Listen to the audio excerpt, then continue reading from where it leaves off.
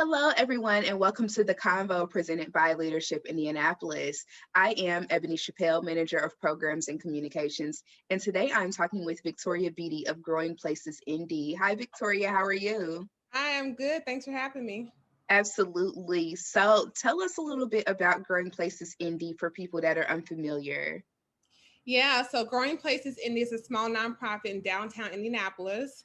We operate four urban farms and we grow food for local food pantries. We have a farm stand, we have a CSA program. We do cooking and nutrition classes as well. And we also host one of the largest farmers markets in the winter. So Wow. we mainly focus on food access. Awesome. And food access is a topic that is so incredibly important, especially right now when we look at all the things that people have gone through due to COVID and some of the other issues that we're dealing with as a country. Tell me about what drew you personally to this work around food access. Yeah, so I took over as executive director in January. And I used So to work just about a year almost. almost a year. And really, I worked in a fast food industry and I worked for a very large fast food brand. And I learned a lot about the food industry from a big ag, and the food system is extremely broken when it comes to food access.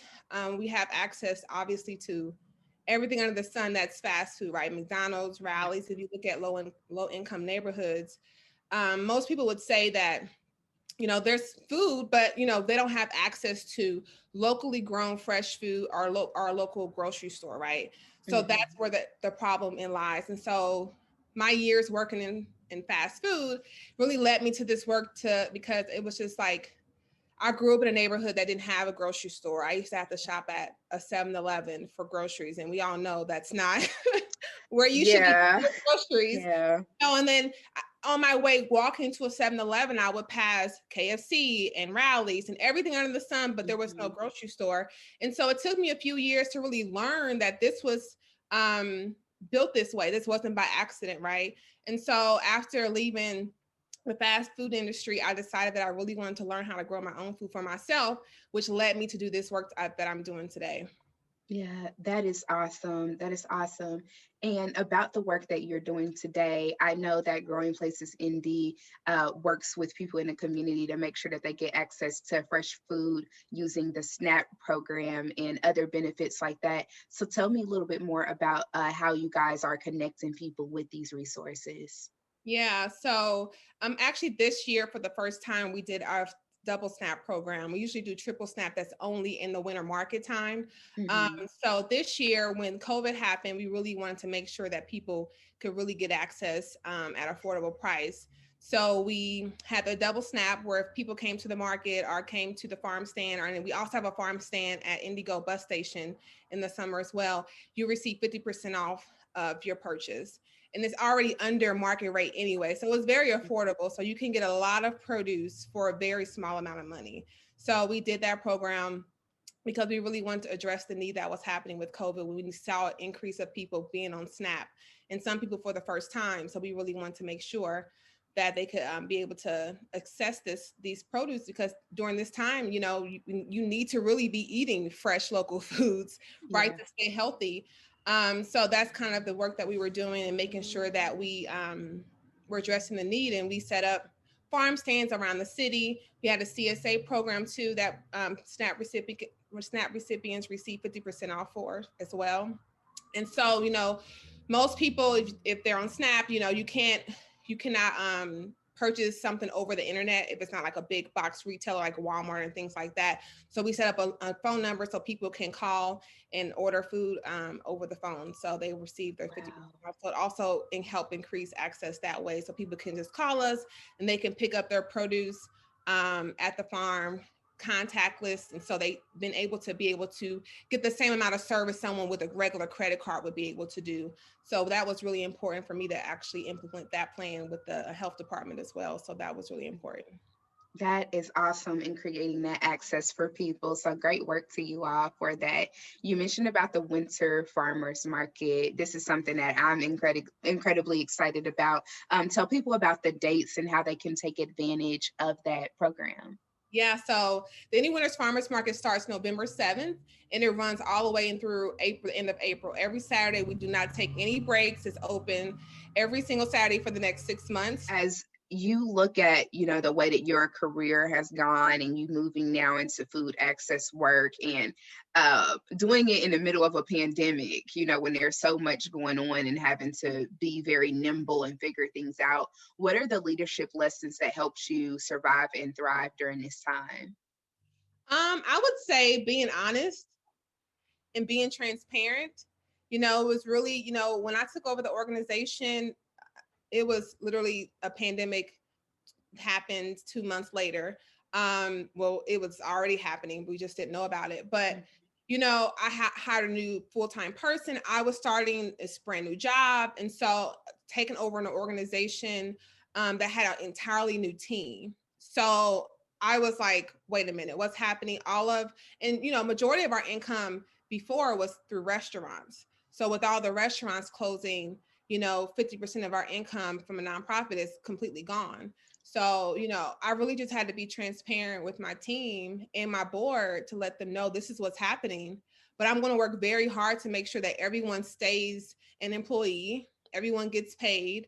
And that's what happened. And it was a lot of work and it was definitely some sacrifice on my end. I definitely took a pay cut a couple weeks to make sure my team was paid.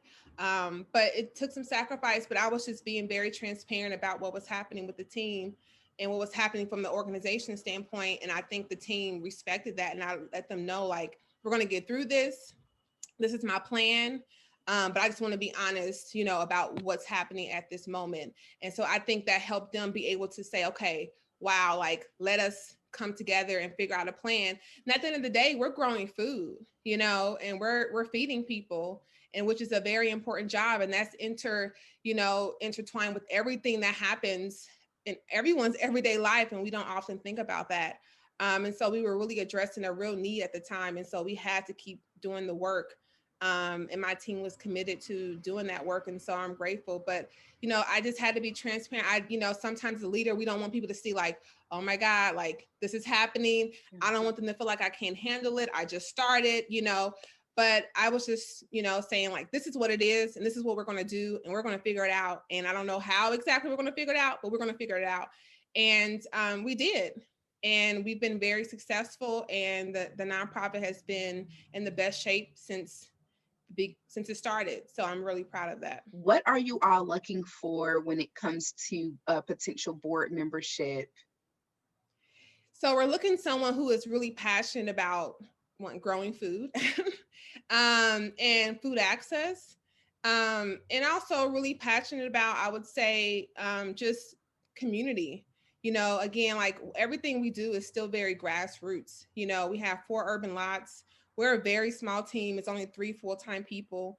So, my hands are in everything. There are times where I'm actually out there harvesting too in the summer, and I am doing a lot of things that most people don't think an executive director should do. But that's just the nature of the job at the moment. But as far as board, we're looking for strong young leaders who really want to see a local food system.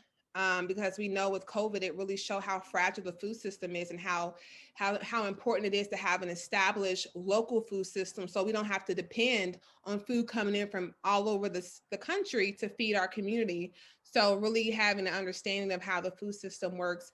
All of our board members have varied skill sets, marketing, law, things like that. So everyone kind of gives their talent and treasure as needed. But we all work together, right, to make it work. But we're looking for the next leaders of tomorrow to kind of help us take ourselves to the next stage. And next year we're looking to start a very large program that we're going to train the next future farmers. So we need strong board members who believe in that journey that we're going to be on. So that's really kind of what we're looking for. Young people who are outspoken, who don't mind getting their hands dirty, literally. Yeah. In the dirt, yes. So, getting those hands in the soil and really getting deep in understanding. And so we're excited about the future, and we're excited about bringing our new board members and things like that as well. So Wonderful. Well, best of luck to you and the rest of the Growing Places Indie team with everything that you have going on. Thank you for being a guest on the Convo, and best of luck to you all again in the future. Thank you. Thanks for having me. Absolutely. And thank you all for tuning in to the Convo. Be sure to keep up with us on Facebook, Twitter, and LinkedIn by searching Leadership Indianapolis.